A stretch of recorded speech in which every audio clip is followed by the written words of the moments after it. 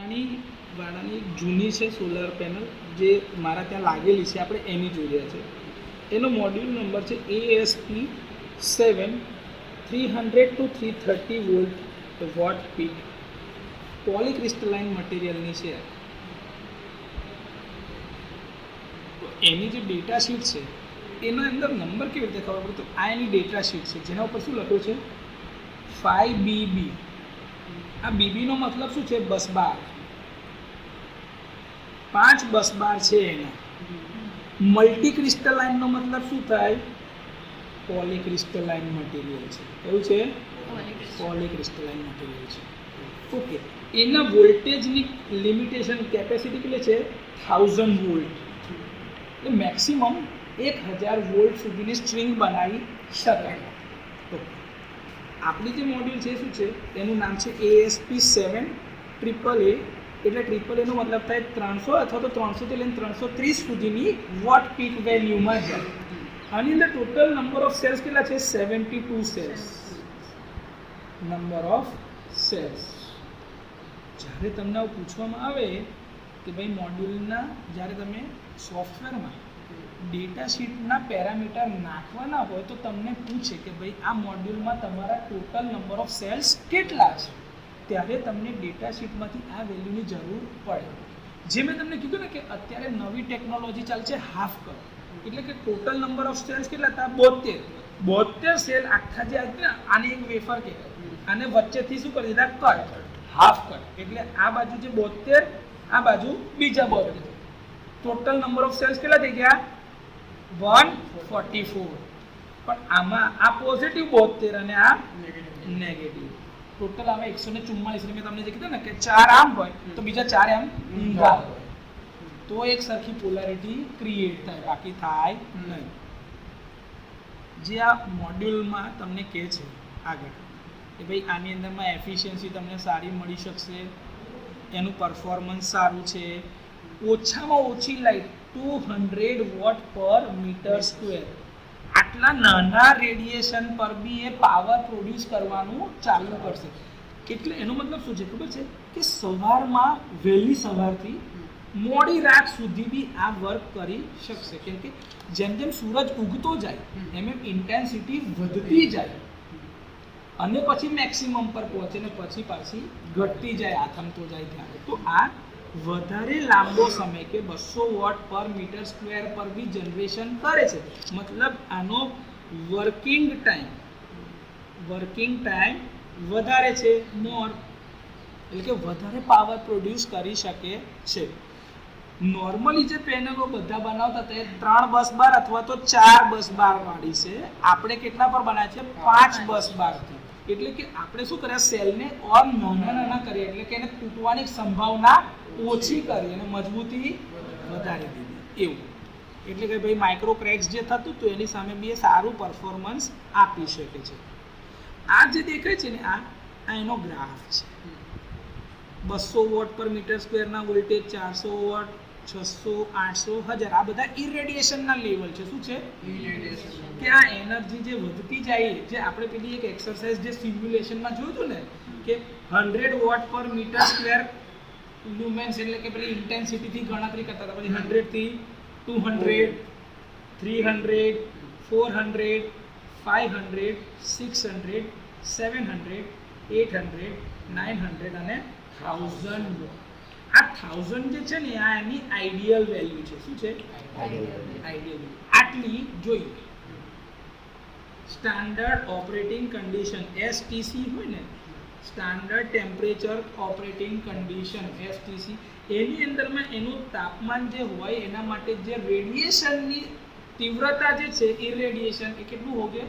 1000 vote પર metre square. આટલી light એના ઉપર પડવી જોઈએ. અને તાપમાન કેટલું હોવું જોઈએ? 25 ડિગ્રી સેલ્સિયસ. શું કહેવાય? 25 ડિગ્રી સેલ્સિયસ અને 1000 વોટ પર મીટર સ્ક્વેર. એટલે તમે જો પેલું પેનલ એક લીધી હતી અને પછી 2 ઇનપુટ આપેલા હતા. એક હતું કોન્સ્ટન્ટ જેમાં 1000 લખેલું, બીજું હતું તાપમાન જેમાં તમે 25 લખેલું. યાદ આવ્યું? એ આ લખ્યું હતું. આ 2 ઇનપુટ એના આધારે આવા વોલ્ટેજ પ્રોડ્યુસ થાય.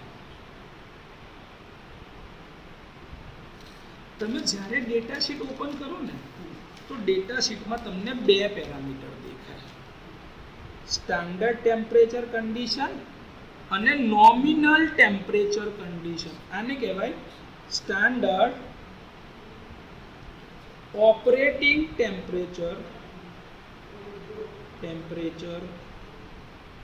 કન્ડિશન, જેને સાદી રીતે લોકો બોલે છે એસઓટીસી. શું કહે છે? એસઓટીસી. અને આને કહેવાય નોમિનલ ઓપરેટિંગ ટેમ્પરેચર કન્ડિશન, જેને કહેવાય એનઓટીસી. શું કહેવાય? એનઓટીસી. સ્ટાન્ડર્ડ ટેમ્પરેચર એટલે કે કેટલા હોવું જોઈએ? 25 ડિગ્રી સેલ્સિયસ ઉપર. અને આ જે છે એ તમારું નોમિનલ ટેમ્પરેચર કન્ડિશન ઉપર હોવું જોઈએ. જો અહીંયા છે ને ફૂંદડીમાં લખ્યું છે કે ઇરેડિયેશન 1000 વોટ પર મીટર સ્ક્વેર. આ શું છે? ઇરેડિયેશન એટલે કે પેલું જે આપણે કીધું એ કેટલા હોવું જોઈએ? 1000 વોટ પર મીટર સ્ક્વેર. અને સેલ ટેમ્પરેચર 25 ડિગ્રી સેન્ટીગ્રેડ. પછી જે એર માસ હોય, જે પેલું વાતાવરણનું જે દબાણ હોય ને, એ એર માસ કેટલું છે? 1.5. કેટલું હોય છે? 1.5. બરોબર છે. અને એની ઉપર એ સ્ટાન્ડર્ડ પ્રમાણે કે ભાઈ EN 60904-3 આ પ્રમાણે એની એવરેજ એફિશિયન્સીનું રિડક્શન જે હોય એ 4.5% દરે ઘટતું જાય. કઈ સુધી? 200 વોટ પર મીટર સ્ક્વેર. કેમ કે ઇન્ટેન્સિટી ઓછી તો આઉટપુટ ઓછું, ઇન્ટેન્સિટી વધારે તો આઉટપુટ વધારે. પણ એનું ડિગ્રેડેશન જે હોય એ આનથી વધારે થવું જોઈએ નહીં. એ લિમિટ કરીને આપે છે તમને. અને એનું જે છે આ ઇરેડિયેશન પરનું એનું સ્ટાન્ડર્ડ છે આ છે EN 60904-1. આ EN જે છે એ યુરોપિયન વાળાના જે સ્ટાન્ડર્ડ છે એના આધારે EN લખેલું છે. બરોબર છે. Maximum power production capacity, peak power production એટલે મેક્સિમમ પીક પાવર પ્રોડક્શન જે છે ને એની અંદર જે પ્લસ ઓર માઇનસ નું વેરિએશન એ પ્લસ થી -3%. તમે જ્યારે સિમ્યુલેશન કરશો ને કોઈ બી સોફ્ટવેરમાં તો તમે આ લઈ લેશો કે ભાઈ પીક પાવરના જે ટોલરન્સ છે એ કેટલા ટકા છે? 3%. કોના આધારે? તો ભાઈ સ્ટાન્ડર્ડ વેલ્યુના આધારે. અને અનસર્ટેનિટી એટલે કે ભાઈ સૂરજ મળશે નહીં, વાદળા હશે નહીં હોય, એ આખા વર્ષના જે પ્રોબેબિલિટી છે કેટલા ટકા છે? <3%. આને કહેવાય સ્ટાન્ડર્ડ કન્ડિશન. શું કહેવાય? સ્ટાન્ડર્ડ. જ્યારે નોમિનલ કન્ડિશનમાં શું કહે છે કે ઇરેડિયેશન જે છે તમારું 800 વોટ પર મીટર સ્ક્વેર અને તાપમાન જે એમ્બિયન્ટ ટેમ્પરેચર 20 ડિગ્રી સેલ્સિયસ અને પવનની ઝડપ 1 મીટર પર સેકન્ડ. આ તમારી નોમિનલ ઓપરેટિંગ ટેસ્ટ કન્ડિશન છે. અત્યારે એનઓટીસી આટલા ઉપર જ તમારે ગણતરી કરવાની છે. તો હવે કઈ વેલ્યુ આવે? તો એક આવે ઓપન સર્કિટના વોલ્ટેજ. શું આવે? ઓપન સર્કિટના વોલ્ટેજ. અને બીજું આવે શોર્ટ સર્કિટનું કરંટ.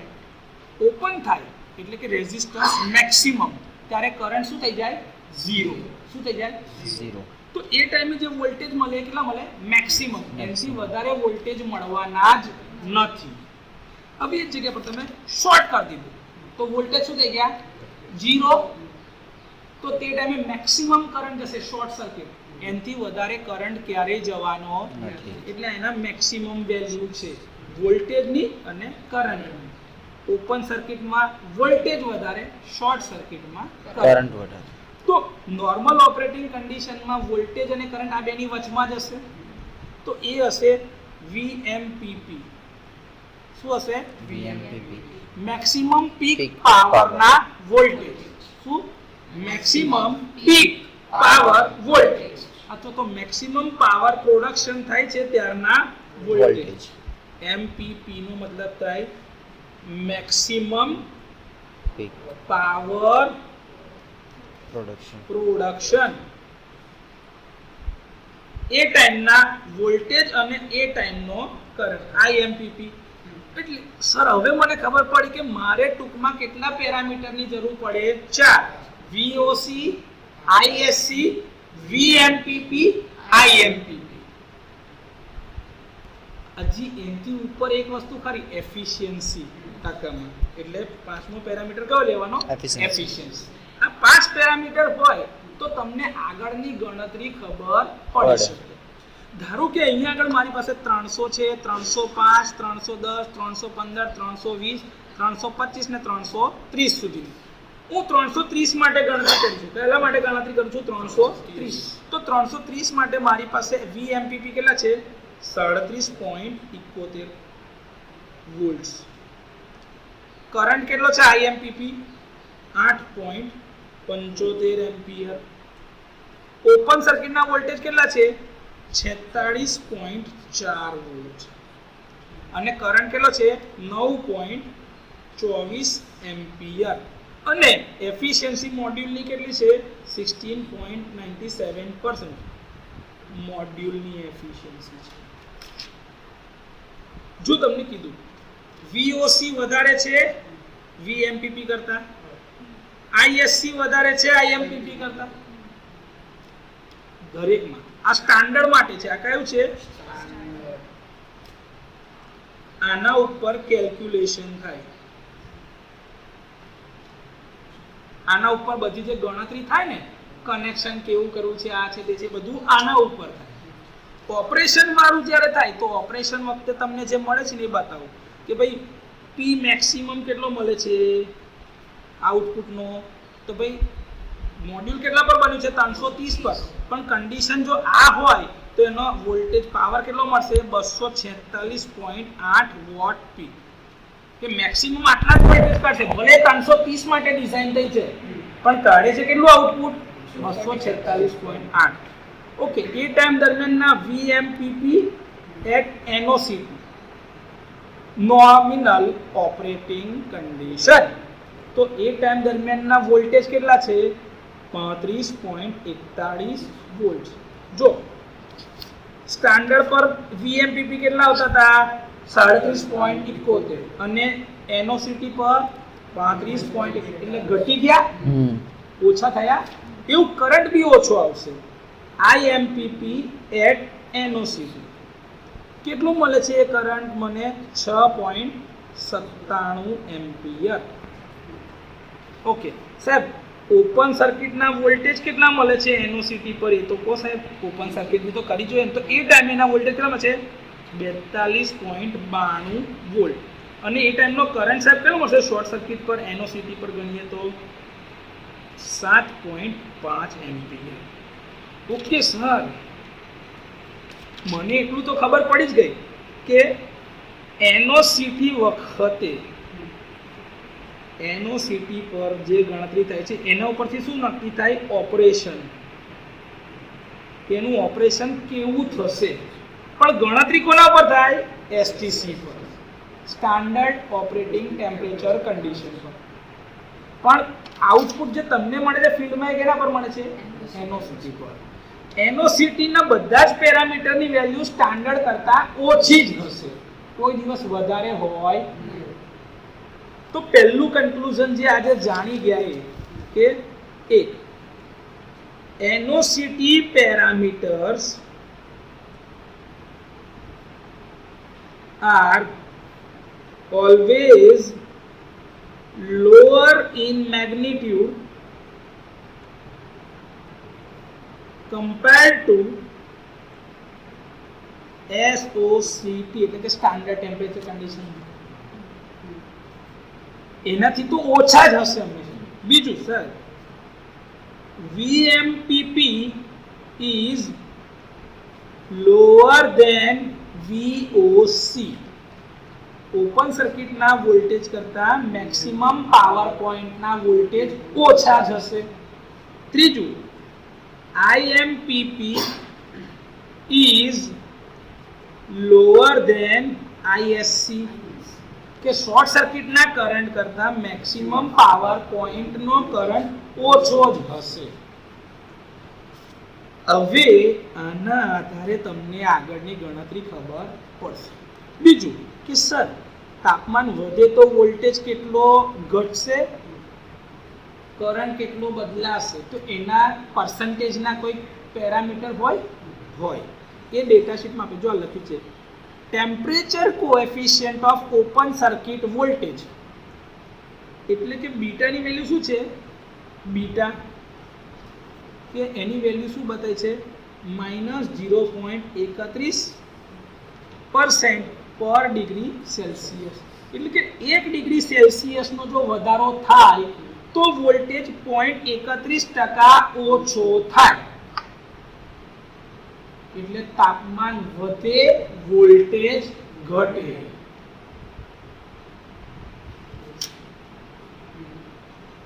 સમજો. પણ આ કયું છે 25 ડિગ્રી સેલ્સિયસ પર, રેફરન્સ 25 ડિગ્રી છે, તો 25 થી 24 એટલે તાપમાન ઘટ્યું. 24 ભલે 23 કરતા મોટો કે 25 કરતા નાનો, તો 25 કરતા નાનો હોય તો આ માઇનસ માઇનસ શું થઈ જશે પ્લસ, તો 25 ડિગ્રી પર જે વોલ્ટેજ હશે ને એના કરતા 24 ડિગ્રી પરના વોલ્ટેજ વધારે હશે, 23 ડિગ્રી પર એના કરતા વધારે, 22 પર વધારે, 21 પર, 20 પર એનાથી વધારે, 19 પર એનાથી વધારે, 18 પર લાઇકવાઇઝ જતા જતા 1 ડિગ્રી પર સૌથી મેક્સિમમ ને 0 ઉપરના વોલ્ટેજ 0 ડિગ્રી સેલ્સિયસ એટલે VOC ઓપન સર્કિટના જે વોલ્ટેજ આવશે ને એ આવી જશે 0 ડિગ્રી પર, બધાથી વધારે. એવી જ રીતે સાહેબ શોર્ટ સર્કિટનો જે કરંટ છે ISC નો જે આલ્ફા ગણું છું આલ્ફા, એનું કોએફિશિયન્ટની વેલ્યુ શું છે 0.069% પર ડિગ્રી સેલ્સિયસ, એટલે સાહેબ તાપમાન વધે તો કરંટ વધે,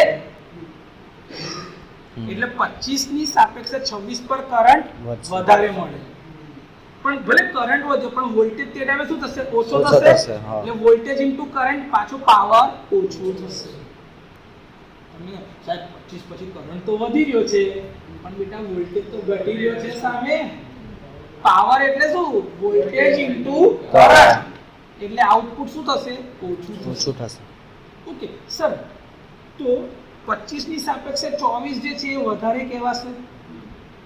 સર તાપમાન ઘટ્યું તો કરંટ ઘટશે, તો કરંટ ઓછો ને વોલ્ટેજ વધારે, અગેન પાવર ઓછો, એટલે તમે જ્યારે કેરેક્ટરિસ્ટિક જોશો ને તો આવી જોશે 0 થી લઈને 25 ઉપર મેક્સિમમ, 25 થી પછી પાછી ઘટતી જશે, એટલે બે કેસમાં તમને 25 લગીન પાવર મેક્સિમમ મળશે. પહેલામાં શું થાય કરંટના આધારે વધતો જાય, કરંટ મેક્સિમમ આવે પછી કરંટ ઘટતો જાય, એટલે કરંટની વેલ્યુ વધે પણ પાવર શું થતો જશે ઓછો. એટલે તમે છે ને કેરેક્ટરિસ્ટિક બે પ્રકારની દો છો, VI અને PV, એટલે વોલ્ટેજના સાપેક્ષે કરંટ અને વોલ્ટેજના સાપેક્ષે પાવર. આની એક્સેલ શીટ આપણે બનાવીએ છીએ, જે એક્ટિવિટી જોઈ છે ને એ હવે કાલે આપણે આ કામ કરવાનું કે 10 અલગ અલગ ડેટા શીટ લેવાની છે, એમાં VOC, VMPP, ISC, IMPP ને એમ બધા પેરામીટર અલગ કાઢવાના, પછી પેલી એક્સેલ શીટમાં એનો ડેટા નાખીને જોવાનું, એના પેરામીટર નાખવાના બધા, તો તમને દેખાશે અચ્છા સર વોલ્ટેજ વધ્યા પણ કરંટ ઘટ્યો એટલે પાવર ઓછો થઈ ગયો, સર વોલ્ટેજ ઘટ્યા પણ કરંટ વધ્યો પણ તો પાવર તો ઘટી જ ગયો. આવી રીતે બધા પેરામીટર પર એની અસર દેખાય. હવે તમને હું બીજો એક પેરામીટર આપે છે ભાઈ ટેમ્પરેચર કોએફિશિયન્ટ ઓફ પાવર, તો પાવર જે છે પાવર એ કેટલો ઘટશે એનું કોએફિશિયન્ટ છે -0.40% પર ડિગ્રી સેલ્સિયસ, એટલે કે વધશે કે ઘટશે 25 ની સાપેક્ષે પાવર હંમેશા નેગેટિવ જ મળશે, એટલે કે પાવર ઓછો જ થાય, પાવર વધે નહીં. પાવર મેક્સિમમ ક્યારે 25 ડિગ્રી પર. અચ્છા ઓકે સર, તો 25 ડિગ્રી સેલ્સિયસ ની આજુબાજુનું તાપમાન ક્યારે તમને મળે, કઈ સિઝનમાં સૌથી વધારે તાપમાન ઓછું મળે, શિયાળામાં. તો સોલારની એફિશિયન્સી વધારે કઈ સિઝનમાં મળશે, તો સોલાર પાવર પ્લાન્ટની મેક્સિમમ એફિશિયન્સી તમને શિયાળામાં મળે, ઉનાળામાં ભલે તડકો વધારે હોય પણ એફિશિયન્સી શિયાળામાં વધારે મળે. આવું હોય સોલાર પાવર પ્લાન્ટની એફિશિયન્સીનું કેલ્ક્યુલેશન 25 ડિગ્રીનું તાપમાન મેક્સિમમ ટાઈમ મળી રહે એ વાતાવરણને ધ્યાને લઈને ચેક કરવું. એટલે તમારું સોલારનું એફિશિયન્સી હંમેશા વિન્ટરમાં ચેક થાય, સમરમાં નહીં. આજે કંઈ નવું શીખવા મળ્યું? સાહેબ તડકો બહુ આવે છે સાહેબ ઉનાળામાં, તાપમાન વધી જાય, ડિગ્રેડ થાય, પાવર ઓછો થાય, વોલ્ટેજ બી ઓછો થાય. સ્વાભાવિક છે, વોલ્ટેજ ઓછા મળે તો કરંટ ભલે વધારે, પણ વોલ્ટેજ ઓછા મળે એટલે કરંટને વધારે મહેનત કરવી પડે છે. એફિશિયન્સી તમારી ડાઉન જ જાય છે, કોઈ દાડો ના મળે ભાઈ. બીજું, તમારી અંદરમાં મેક્સિમમ સિસ્ટમના વોલ્ટેજ કેટલા કીધા છે? 1000 વોલ્ટ. એટલે કોઈ બી રીતે તમે સ્ટ્રિંગ બનાવો 1000 થી વધારે વોલ્ટેજ બનવા જોઈએ નહીં. ટેમ્પરેચરની રેન્જ એટલે આનું ઓપરેશન કઈથી છે તો કે ભાઈ -40 ડિગ્રી સેલ્સિયસ થી લઈને +85 ડિગ્રી સેલ્સિયસ લગીન આ પેનલ ચાલશે, એવું આ ડેટા શીટ તમને કહી રહી છે.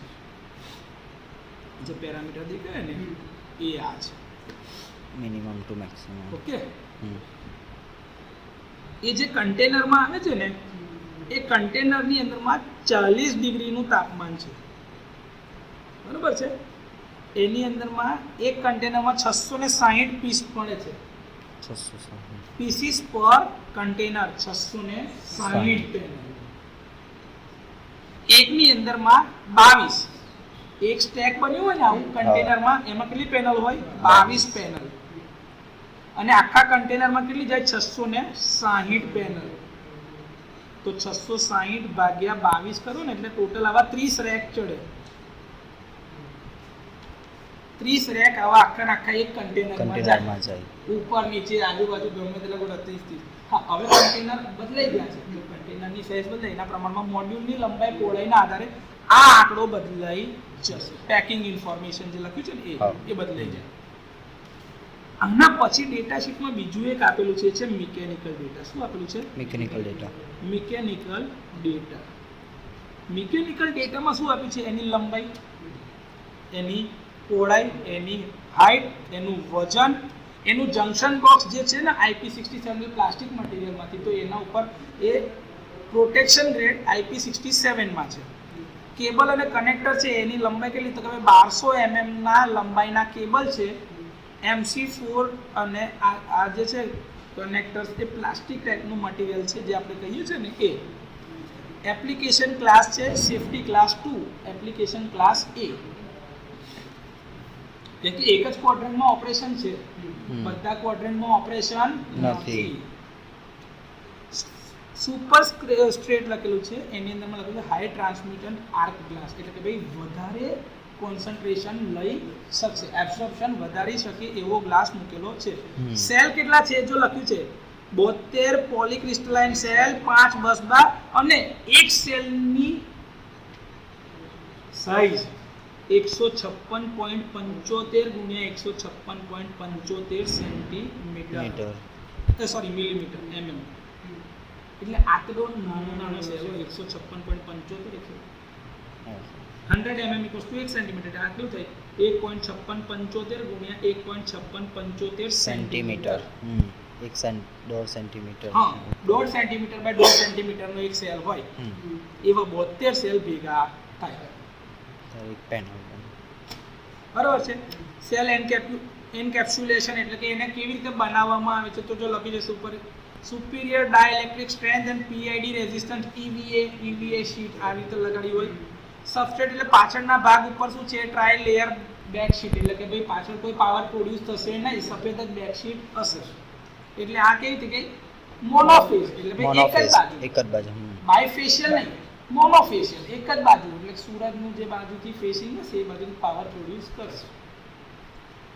ફ્રેમ જે છે એલ્યુમિનિયમની ફ્રેમ તમે બનાવવાના છો. મિકેનિકલ લોડ જે છે કેટલું લઈ શકે એ લોડની વેલ્યુ તમે લખી દીધી છે. મેક્સિમમ સિરીઝ ફ્યુઝનું રેટિંગ 15 એમ્પિયર. જનરલી જે તમારો ઓપરેટિંગ કરંટ જે હોય ને એના કરતાં ડબલનો ફ્યુઝ હોય. જો 7.5 છે, શોર્ટ સર્કિટ એનઓસીટી ના મેક્સિમમ કરંટ 7.5, ડબલનો ફ્યુઝ મૂક્યો છે કેટલા? 15 એમ્પિયર. આટલો કરંટ કદાચ જવાનો જ નથી, કે તમારો મેક્સિમમ કરંટ કેટલો આવે છે એનઓસીટી પર? 6.97, એટલે કે 7 એમ્પિયર. શોર્ટ સર્કિટનો કરંટ 7.5 છે, ડબલનો. તમે ધારો કે 2 સ્ટ્રિંગ બનાવી તો તમારો કરંટ કેટલો? 6.97 વત્તા 6.97 એટલે 7 દૂની 14 જ જાય. તમારું ફ્યુઝનું રેટિંગ કેટલું છે 15 એટલે બ્લો થશે નહીં. સમજી ગયા? આ રીતે હોય. હમ. આ તમારી ડેટા શીટના પેરામીટર છે.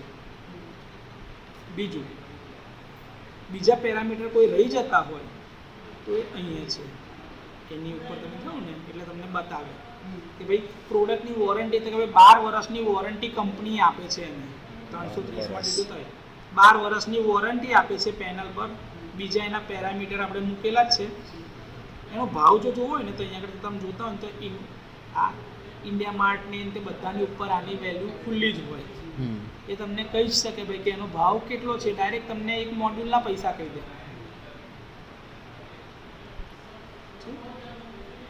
જો છે પાવરના ટોલરન્સ પોઝિટિવ અને નેગેટિવમાં પ્લસ માઇનસ, અને પેનલની એફિશિયન્સી કેટલી છે 16.97%. એ તમને આપી જ દીધી છે, ડેટા શીટમાં છે જ. બરોબર છે. આ એનઓસીટીના પેરામીટર છે જે આપણે લખ્યા એ. પછી આ બધા કોએફિશિયન્ટ ટેમ્પરેચરના એટલે કે પાવરનો, વોલ્ટેજનો ને કરંટનો. પાવર અને વોલ્ટેજના નેગેટિવ, કરંટનો હંમેશા પોઝિટિવ. ટેમ્પરેચરની ઓપરેટિંગ રેન્જ -40 થી લઈને 85 ડિગ્રી સુધી. મેક્સિમમ સિસ્ટમના વોલ્ટેજ કેટલા છે 1000 વોલ્ટ. સિરીઝ ફ્યુઝનું રેટિંગ 15 એમ્પિયર. આ તમારી પાસે જે છે એની લંબાઈ, પહોળાઈ ને ઊંચાઈ, 22 કિલો એનું વજન, એક સેલના ડાયમેન્શન, એવા ટોટલ 72 સેલ છે એની અંદરમાં, અને એની ઉપર IP67 એટલે ટફન ગ્લાસનું પ્રોટેક્શન છે. પાછળ જંકશન બોક્સ છે. કનેક્ટર જે છે એની ટાઈપે છે MC4 ટાઈપના કનેક્શન.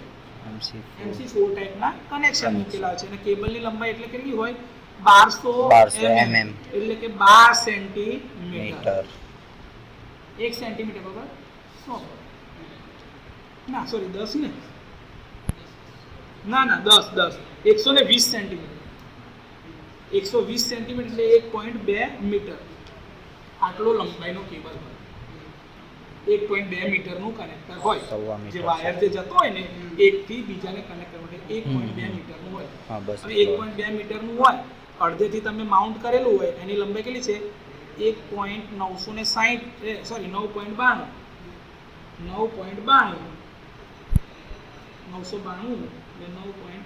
99.2 અને આ કેટલા છે 120 એટલે આ 99.2 ની વચ્ચે એટલે 100 ની વચ્ચે આ બાજુથી 50 આ બાજુથી 50 એવી રીતે મૂકેલું હોય. એની લંબાઈ કેટલી છે 120 એટલે બે બાજુથી 10 સેન્ટીમીટર એક્સ્ટ્રા રહી જાય. એટલા માટે કે કનેક્ટ કરીને પછી એને સ્ટ્રીપિંગ કરવામાં આવે. આવું હોય પાછળથી. આ બધા પેરામીટરને આવી રીતે સમજવાના હોય છે. આજે થોડું આપણે ડેટા શીટ વિશે બી જોઈ લીધું છે. હવે કંઈ હોય તો બોલો. બંધ થઈ ગયું ને આનું રેકોર્ડિંગ કઈ આગળ